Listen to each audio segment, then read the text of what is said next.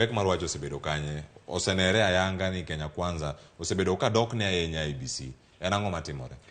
Erokamano Cleophas, abro tegora gi siasa matin mondo wawuoye wach ma ing'eni ma wach ma muhimu sana kendo ok odwar ni miene gi siasa ahinya nikech nitie japiny mantiere piny kacha madwa winjo ni to en ang'o matimore adieri e kind IEBC kod DCI.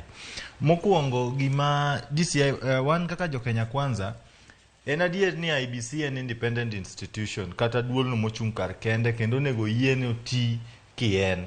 Lakini penjo manyalo penjo ni to chung' kende okang' maromo nade. Igeni kichung' kendi kitimo giki ma odi ng'ama biro penji onge. Lakini kichung' kendi titimo tich ne jopiny nyaka ibed accountable. Nyaka wapenji penjo nyaka iduoke. Kore momi abro awacho ni an abro thegora gi gima kwethwa osebedo ka wacho nikech nitiere penjo mwadwa ni IEBC oduokwa. Igeni an 2017 nago ombulu mokwongo nagocho ne kweth mar NASA. Kane jatenda moluor Musalia Mudavadi ne pod ni e NASA. To kane waseruombore piny e yiero no, ma bende noliekore ni nokwal kaluwore gi ng'eto mar Supreme Court manong'adi.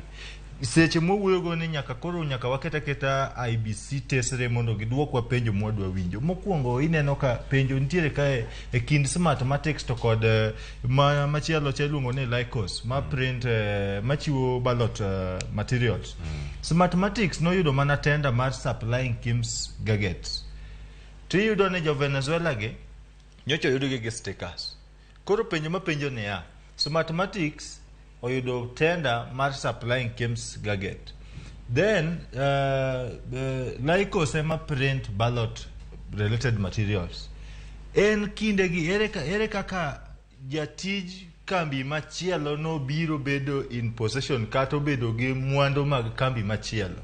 King'iyo report manyogol kawuono gokinyi kendo wacho ni jogo jakom mar IEBC moluor Wafula Chebukati nonyiso wachien kacha ni magi gin jotije IEBC.